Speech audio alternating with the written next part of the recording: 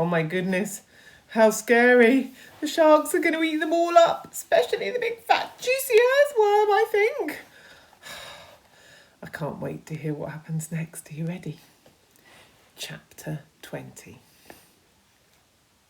There is something I believe we might try, James Henry Trotter said slowly. I'm not saying it'll work. Tell us, cried the earthworm. Tell us quick. We'll try anything you say, said the centipede. But hurry. Be quiet and let the boy speak, said the ladybird. Go on, James. They all moved a little closer to him. There was a long pause. Go on, they cried frantically. Go on, James. All the while they were waiting, they could hear the sharks thrashing all around in the water below them. It was enough to make anyone frantic. Come on, James, the ladybird said, coaxing him. Oh, I'm afraid it might not be any good after all, James murmured, shaking his head. I'm terribly sorry, but I forgot we don't have any string. We'll need hundreds of yards of string to make this work. What sort of string? Asked the old green grasshopper. Any sort, just as long as it's strong.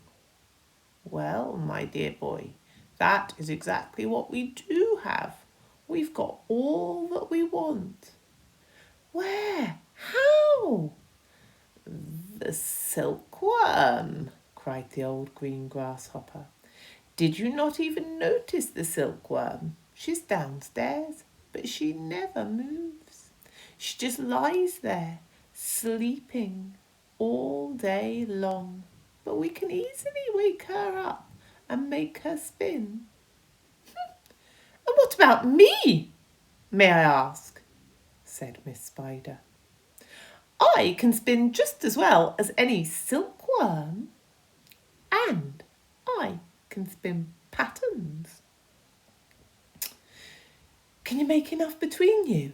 Asked James. As much as you want, and quickly. Of course. And would it be strong? The strongest there is, and as thick as your finger. But why? What are you going to do? I am going to lift this peach clean out the water, James announced firmly.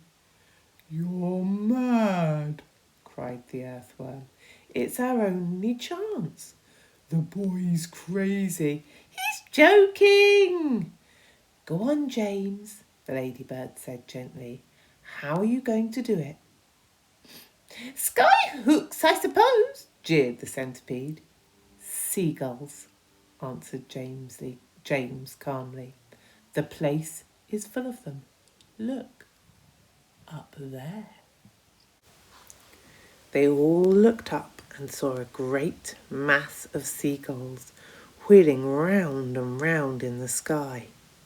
I'm going to take a long silk string, James went on, and I'm going to loop one end of it round a seagull's neck, and then I'm going to tie the other end to the stem of the peach. He pointed to the thick stem peach that was standing up like a short, thick mast in the middle of the deck. Then I'm going to get another seagull and do the same thing. Another and another and another.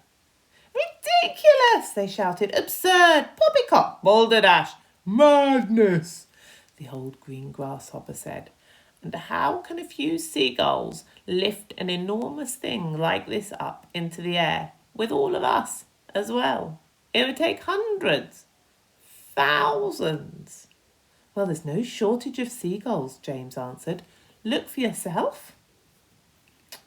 We'll probably need 4, 5, even 600, maybe even 1,000. I don't know. I shall simply go on hooking them up to the stem until we have enough to lift us. They're bound to lift us in the end. It's like balloons. If you give someone enough balloons to hold, and I mean really enough, then up he goes. And a seagull has far more lifting power than a balloon. If only we had time to do it. If only we're not sunk first by those awful sharks. You're absolutely off your head, said the earthworm. How do you propose to get a loop of string around a seagull's neck? I suppose you're going to fly up there yourself and catch it. The boy's dotty, said the centipede. Let him finish, said the ladybird. Go on, James. What would you do? How would you do it? With bait. Bait? What sort of bait? With a worm, of course. Seagulls love worms. Didn't you know that? And luckily for us, we have the biggest, fattest, pinkest earthworm in the whole world. You can stop right there, the earthworm said sharply. That is quite enough. Go on, said the others, beginning to grow interested. Go on. Well, the seagulls have already spotted him, James continued. That's why there are so many of them circling round up there. But they daren't come down to get him while the rest of us are standing here. So this is... Stop! Cried the earthworm. Stop! Stop! Stop! I won't have it! I refuse! Be quiet! Said the centipede. Mind your own business! Well, I like that! My dear earthworm, you're going to be eaten anyway, so what difference does it make, whether it's by sharks or by seagulls? I won't do it.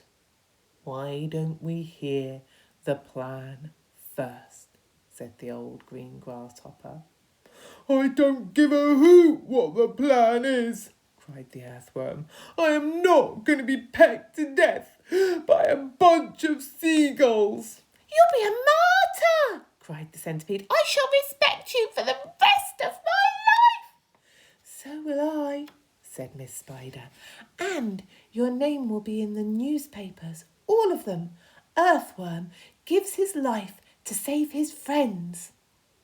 But he won't have to give his life, James told them. Now listen to me, and this is what we'll do. What do you think their plan is? Shall we read the next chapter and find out? Chapter 21. Why, that is absolutely brilliant, cried the old green grasshopper when James had explained his plan. The boy is a genius, shouted the centipede. Now I can keep all my boots on after all. Oh, I shall be pecked to death, wailed the poor old earthworm. Of course you won't.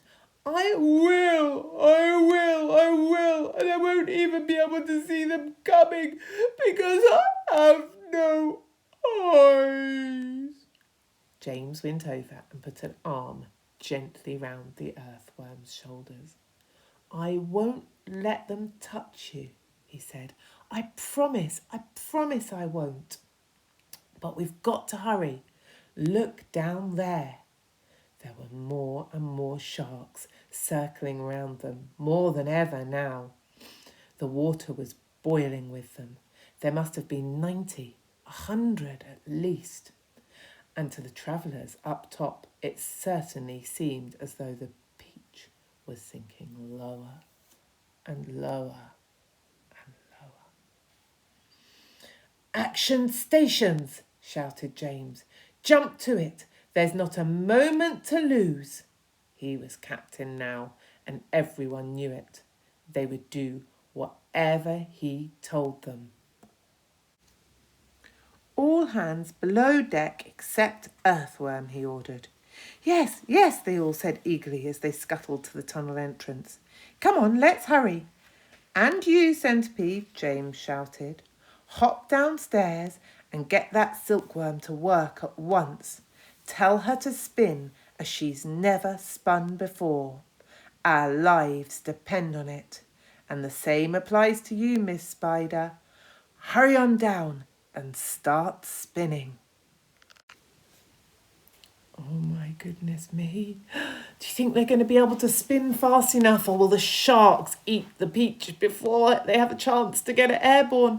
Do you think the plan will even work? Are seagulls strong enough to lift a huge, enormous peach? Will the spider's web be strong enough to hold in the silkworm's thread?